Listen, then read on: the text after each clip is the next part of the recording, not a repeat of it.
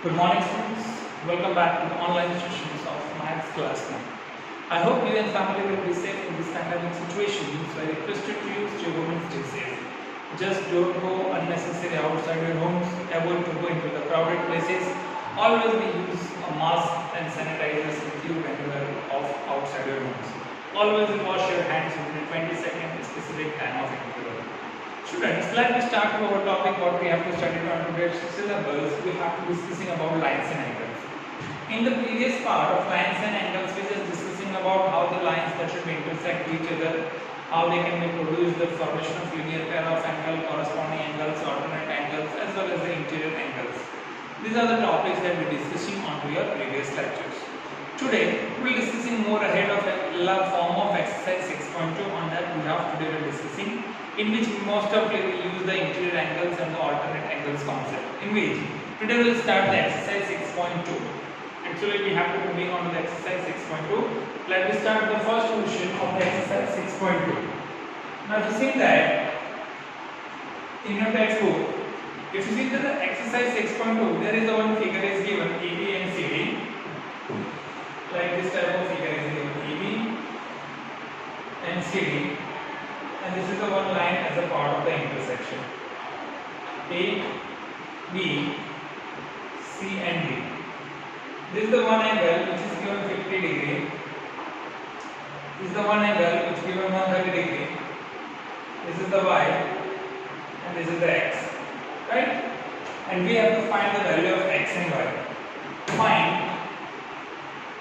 Find X and Y.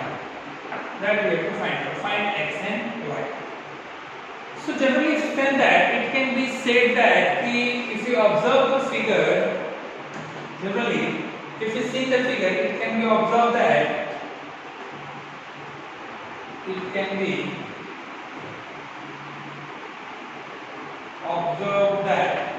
now from seeing the figure, what can you observe?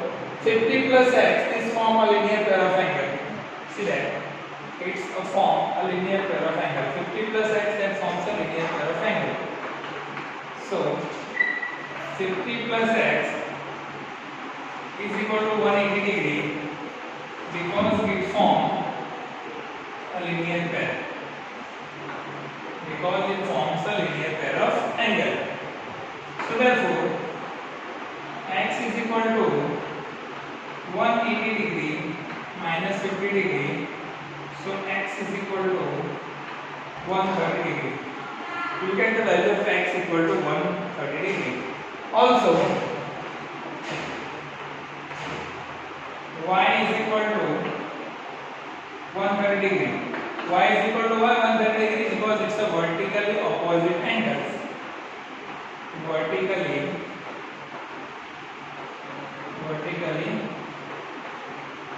opposite angle. So this is Y and 130. These are the opposite angles, vertically opposite. So vertically opposite angle always be same. So Y is equal to what? 130 degree. And X and 50, that should be, if you see that whatever the value of X and Y will be same because it is an alternate angle. If AB parallel CD, X and Y both are alternate angle always being same. So X and Y always be having the same value. Clear? So that is the first question of your exercise 6.2. Chalo. Let me move on to the second question of exercise 6.2. Let me move on to the second question. Now, in the question number 2, there is a three different lines of given like A, B, C, D and E, F. These are the three parallel lines are given in question number 2. Three parallel lines are given AB, CD, EF. AB, CD and EF, these are the three parallel lines are given and one is given as a transversal. So if you see that there is a specific angles which is given like X and Y. It is the X and here is the Y. X and Y is given and here is we have to given Z. Right? And X is to Y is given 3:7. is to y 3:7, we have to find out the value of z. What we have to find out value of z? So if you see that the AB parallel CD and CD parallel EF, that is given according to the figure. AB parallel CD and CD parallel EF. I'll write my solution. Here AB parallel CD and CD parallel EF, right? AB parallel CD and CD parallel EF. Obviously, if you write like AB parallel CD parallel EF, right? So AB parallel to EF. So if you see that if AD parallel to EF, if we have to be observed that if AB parallel to EF, AB and EF will be parallel. So AB parallel EF, and if AD and EF will be parallel, so it forms the alternate angle x and z, x equal to z. Why? Because it is the alternate angle. So x is equal to z. So it gives that y is equal to z, because x is to y is what? 3:7. So y is to z, that becomes 3:7. Generally in simple formation, y is to z is given 3:7. 1 second. Here is, if you see that y is to z is given 3:7. Y is to z is given 3:7. So z is equal to what? Z equal to x. Y is equal to z is equal to 3:7. Hence y is to x is equal to 3:7. Why? Because whatever the value of z, it is x. So instead of z, I write x. So y and x, if you see that both are as a co-interior angle on the same side, so addition of this angle is what? 180 degree. So यहाँ पे लिख रहा हूँ x is equal to 7a and y is equal to 3a and x plus y is equal to 180. Why? Because co-interior angles.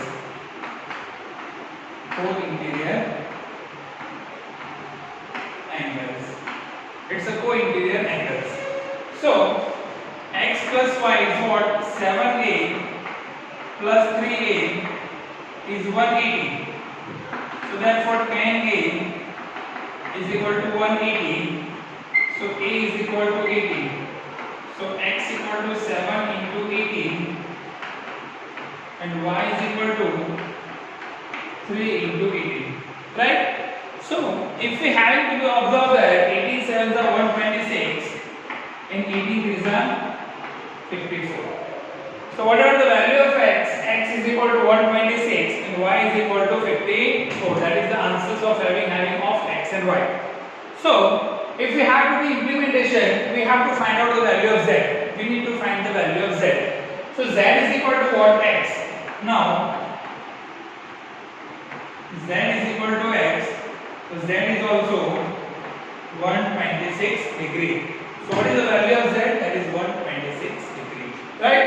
So कौन सा angle है, कौन से लाइन है, उसके अकॉर्डिंग टू आप बाकी के क्वेश्चंस को इस तरह से सॉल्व कर सकते हो. It is a very formation of easy questions are there. Right? समझ में आया कैसे सॉल्व करना है? एकदम इजी क्वेश्चंस है, केवल हमें क्वेश्चंस को कंपेयर करना और कंपैरिजन करके उसको हमें सॉल्व करना है. चलिए अभी नेक्स्ट मूव करते हैं नेक्स्ट क्वेश्चन की तरफ.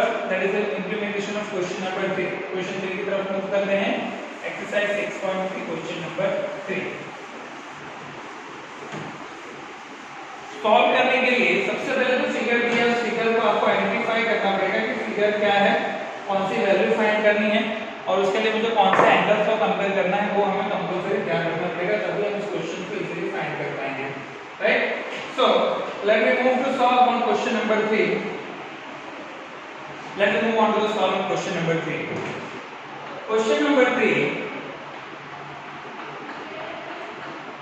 क्वेश्चन नंबर 3 के अंदर यहाँ पे दिया है कि figure 6.30 if AB parallel CD and EF perpendicular CD, यानी AB और CD दो पैरेलल लाइन आपको बनानी है. सबसे पहले तो AB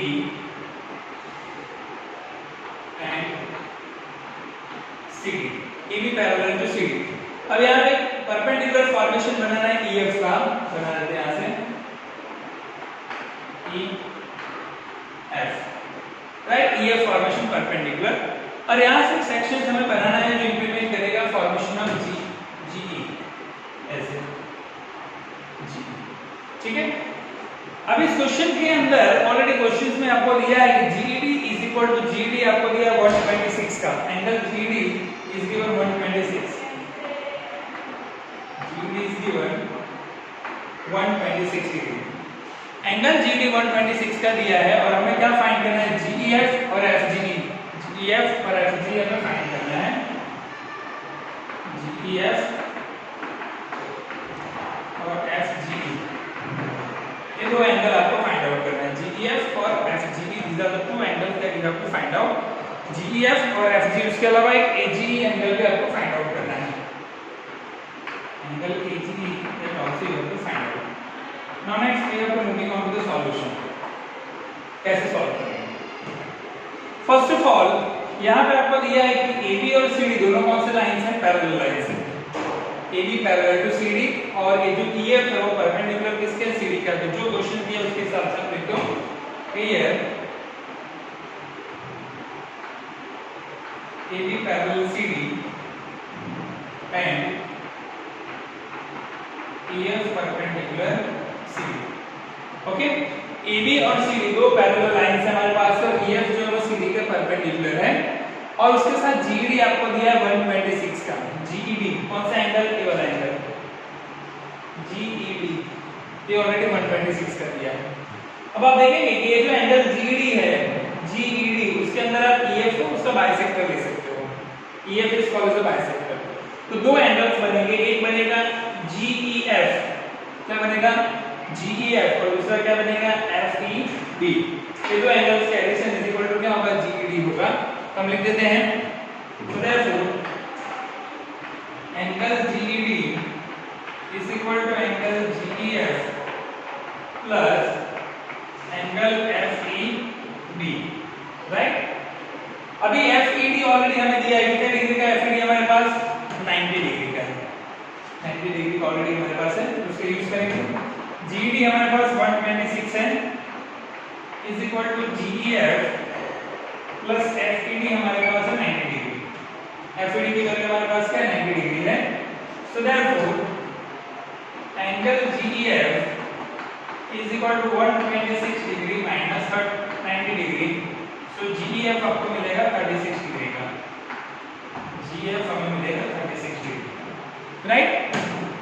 नाउ अभी AGE और GED दोनों क्या है, आपको अल्टरनेट एंगल्स है, ये वाला एंगल Z बन जाएगा, AGE और GED दोनों क्या है, अल्टरनेट एंगल। तो AGE कितने का होगा, 126 का ही होगा, तब लिख देंगे angle AGE and angle GED R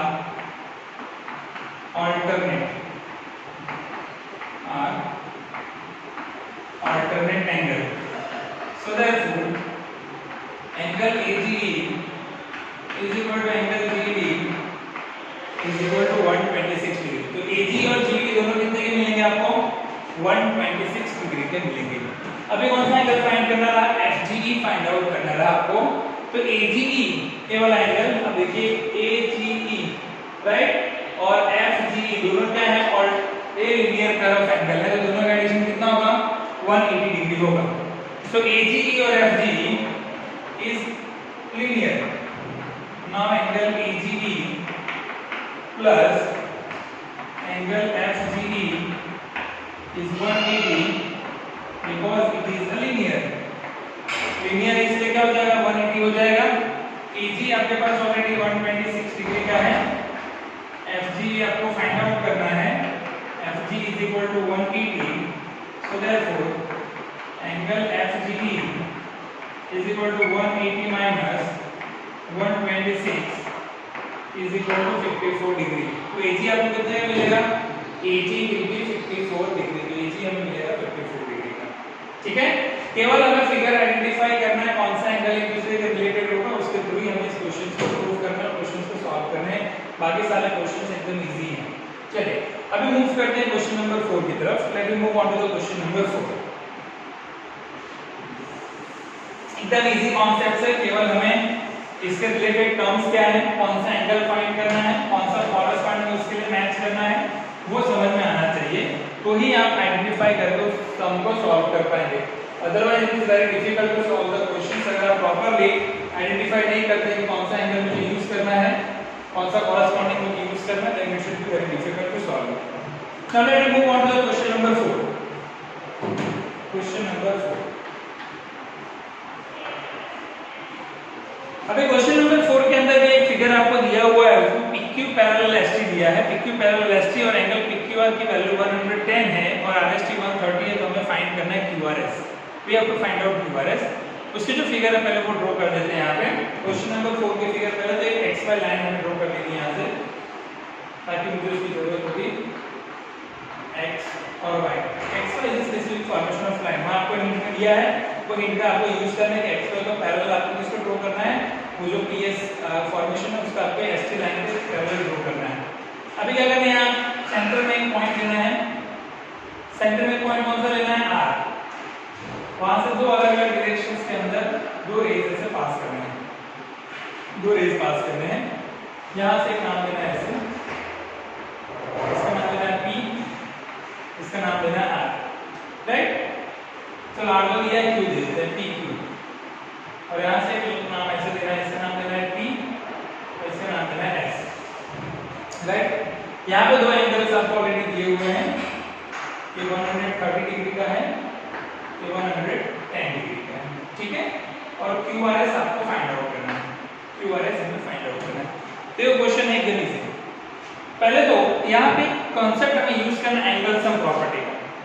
angle sum property क्या होती है, ट्रायंगल का अगर आप कंपैरिजन करें तो ट्रायंगल्स के अंदर जो तीन एंगल का एडिशन होता है 180 डिग्री का होता है। तो थ्रू एंगल सम प्रॉपर्टी अगर किसी एक लाइन से तीन अलग-अलग एंगल, एक ही पॉइंट से तीन अलग-अलग एंगल्स बनते हैं, तो तीन एंगल का एडिशन 180 डिग्री होता है। XY क्या है, लाइन है, लाइन पे पॉइंट R है, R पे से 1 2 3 एंगल्स बन रहे हैं, पॉइंट R से तीन अलग-अलग एंगल इनिशिएटेड हो रहे हैं। तो through the angle sum property से तीन एंगल का एडिशन कितना होना चाहिए, 180 डिग्री होना चाहिए। तो अगर मुझे ये वाला एंगल फाइंड करना है, इन दोनों एंगल को मुझे सबसे पहले फाइंड करना पड़ेगा। कि दो एंगल्स की वैल्यू अगर हमारे पास होगी तभी आप उसको फाइंड आउट कर पाएंगे, ठीक है।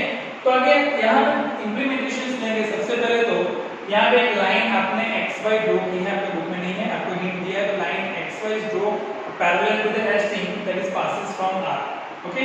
हमने सबसे पहले क्या किया है, XY लाइन को ड्रॉ किया है जो पैरेलल ST का है, जो R में से पास हो रहा है, ऐसा आपको लिखना पड़ेगा। तो यहाँ पे आप देखेंगे एक फॉर्म बन रहा है PQR, ठीक है, और दूसरा बन रहा है QRX। ये दोनों जो है वो को-इंक्लिनेट एंगल होना सेम साइड है। ये ट्रांसवर्सल अगर मानते हैं तो PQR और QRX both are as a co-inclinate angle in the same side of transversal. तो क्या अगर ये दोनों पैरेलल लाइन है तो ट्रांसवर्सल हो जाएगा। तो solution angle PQR plus angle QRX is equal to 180। क्यों 180 हो रहा है, because it is a co-interior angle, इसीलिए, ठीक है। Co-interior angle on a same side of transversal. ये दो पैरेलल लाइंस है, ठीक है, और वो एक ट्रांसवर्सल है, तो दोनों ट्रांसवर्सल के एक ही तरफ के एंगल है, इसीलिए आप इसको co-interior angle on a same side of transversal कहोगे, जिसका एडिशन कितना होगा, 180 होगा। PQR plus QRX 180। पर PQR हमें दिया है कितने का, 110 का दिया है। यहां पर लिख सकते हैं 110 plus QRX is equal to 180 degree. So therefore QRX equal to 180 minus 110 कितना हो जाएगा, 70 डिग्री हो जाएगा। ये वैल्यू आपको मिलेगी 70, ठीक है। सिमिलरली ये वैल्यू भी ऐसे आप फाइंड कर सकते हैं। PSR और SRY ये भी को-इंक्लिनेट एंगल का सेम साइड है, तो इसका एडिशन कितना होगा, 180 डिग्री होगा। as well as angle PSR plus angle SRY ये भी 180 होगा, because it is also co-inclinate angle on the same side। ये भी 180 का होगा। 130 plus SRY is equal to 180। so therefore angle SRY is 50 degree. ये कितने का मिलेगा आपको? 50 डिग्री का। ठीक है। सो अभी एंगल पॉइंट आर पर तीन अलग अलग एंगल इनिशिएटेड हो रहे हैं, दो एंगल आपने फाइंड किया, तो तीसरा इजीली फाइंड आउट कर सकते हैं। सो क्या लिखना होगा कि xy is a straight line. Now xy is a straight line.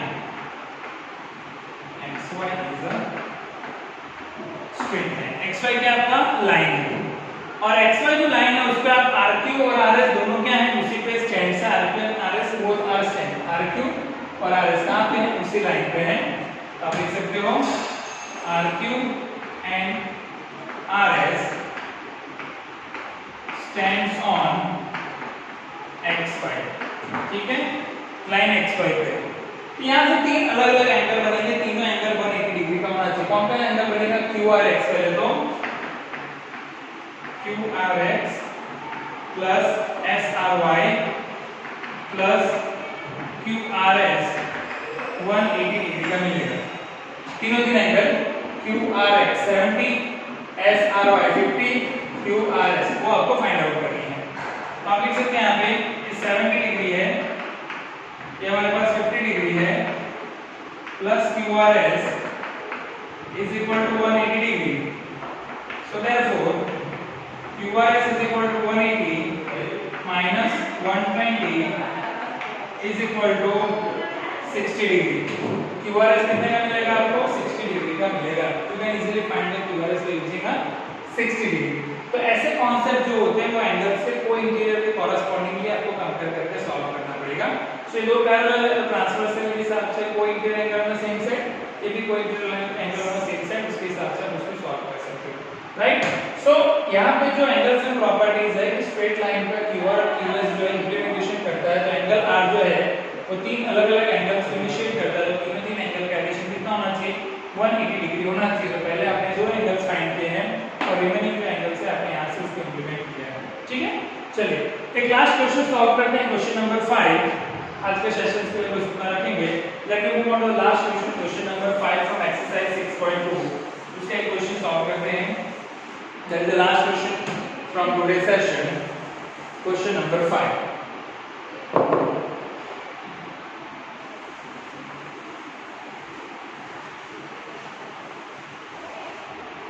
Question number 5 ये भी एकदम इजी क्वेश्चंस आपको दिया है। Question number 5 of exercise 6.2। Question number 5 में एक फिगर आपको ड्रॉ की हुई है। उस फिगर के अंदर आप देखेंगे कि AB और CD दोनों पैरेलल लाइंस है। एंगल APQ आपके पास 50 डिग्री का और PRD आपके पास 127 डिग्री का है। तो हमें x और y फाइंड आउट करना है। तो सबसे पहले तो वहां पे आप देखेंगे तो एक ट्रायंगल हमें PQR हमें वहां पे ड्रॉ करना है। उसके बाद आगे फॉर्मेशंस लेंगे। मान लीजिए मैंने एक ट्रायंगल ड्रॉ कर दिया है PQR, और यहाँ पर उसके फॉर्मेशंस में आप देखेंगे तो AB और CD दो पैरेलल लाइंस है, तो इसमें से पास आउट होंगे ऐसे। यहाँ हो जाएगा A, ये हो जाएगा B, यहाँ से लाइन ऐसे पास करो, ये हो जाएगा C और ये हो जाएगा D। राइट, ऐसी फिगर आपको दी है। यहाँ पे जो PRD है वो 127 डिग्री का आपको दिया हुआ है। PRD कितने का है? 127। ये वाला एंगल जो है वो y डिग्री का है। Down side of angle x degree का है। ये वाला जो एंगल है फॉर्मेशन 100 ये आपको 50 डिग्री का दिया हुआ, दैट शुड बी 50 डिग्री। और हमें x एंड y फाइंड करना है। फाइंड x एंड y, ये आपको फाइंड आउट करना है। एक क्वेश्चन जो है आपको फाइंड आउट करना है। अभी इस क्वेश्चन में आपको x और y फाइंड आउट करना है। तो सबसे पहले आप देखेंगे कि यहाँ पे दो एंगल जो है AB और CD आपके क्या पैरेलल एंगल पैरेलल लाइंस दिए हुए हैं। आप लिख दीजिए here AB parallel CD। AB और CD क्या है? पैरेलल एंगल है AB और CD। तो यहाँ से एंगल बनेगा APR, कैसे लिख लीजिए APR और PRD ऐसे Z बन रहा है, फिर फॉर्मेशन Z। तो APR और PRD क्या हो जाएंगे? ऑल्टरनेट एंगल हो जाएंगे। Angle APR is equal to angle PRD, ये हो जाएगा alternate angle. alternate angle, right? So APR is equal to PRD. तो APR जो है आप देखेंगे यहाँ पे ये वाला जो फॉर्मेशन है APR और PRD 127 का है। सो APR एंगल के अंदर यहाँ पे दो एंगल्स बन रहे हैं 50 प्लस y। अभी आप देखेंगे एंगल APR कितने का हो जाएगा 127 का हो जाएगा। APR कितने का होगा 127 का, but in angle APR is equal to APR angle के अंदर ये PQ जो है बाइसेक्टर है, तो APQ और दूसरा क्या मिलेगा आपके पास APQ पहला एंगल मिलेगा, ठीक है। वहां पे दूसरा फॉर्मेशन में एक तीसरा फॉर्मेशन यहाँ पे आपको यूज करना पड़ेगा। So APR is equal to what, इन दोनों एंगल का addition 50 plus y, 50 plus y। So 127 is equal to 50 plus y। So y is equal to 127 minus 50 degree, तो y हो जाएगा 77 डिग्री का। y की वैल्यू क्या मिलेगी आपको 77 डिग्री। तो आप लिख दीजिए y हो गया आपका 77 डिग्री का, राइट। पर अभी तो x फाइंड करना है। अगर आप देखेंगे दोनों पैरेलल है, जैसे अल्टरनेट एंगल बन रहा है, कितने का बनना चाहिए z का बनना चाहिए। तो क्या है APQ और PQR दोनों क्या आपके अल्टरनेट एंगल है, तो लिख दीजिए hence angle APQ is equal to PQR, वो भी अल्टरनेट एंगल है। वो भी कौन सा एंगल है, अल्टरनेट एंगल है। सो APQ हमारे पास कितने का है, अगर आप देखेंगे तो APQ हमारे पास कितने का है, फॉर्मेशंस के अंदर APQ ये 50 का है, तो x कितने का होगा 50 का होगा। So x is equal to 50 degree, तो x की वैल्यू क्या मिलेगी 50 डिग्री। आप इसमें दूसरे कॉन्सेप्ट में भी यूज कर सकते हैं। मान लीजिए PQR ट्रायंगल है, PQR ट्रायंगल है और PRD उसका एक्सटीरियर एंगल हो गया, इधर एक्सटीरियर एंगल ट्रायंगल के बाहर का एंगल उसका एक्सटीरियर एंगल। तो एक्सटीरियर एंगल जो होता है उसका exterior angle always equal to the sum of opposite to interior angle. जो एक्सटीरियर एंगल है उसका एडिशन बाकी के जो दो इंटीरियर ऑपोजिट एंगल उसके जितना होता है, तो 127 is equal to 77 plus x को दिया वो कितना मिलेगा 50 डिग्री ही मिलेगा। उस कांसेप्ट का यूज करके भी आप सॉल्व कर सकते हो, ठीक है। तो आई होप कि आज का जो सेशन है एक्सरसाइज 6.2 आपको अच्छे से समझ में आया होगा। Once again I request you keep updating your knowledge by using different digital mediums of learning. Also you have to try to solve the question which is a part of illustration which is given in your textbook and use the different digital mediums of learning to increase your knowledge as a part of lines and angles. Students, once again request you to stay home and stay safe. We'll meet tomorrow with the other topic of 6.3 exercise of lines and angles. Till take care and bye.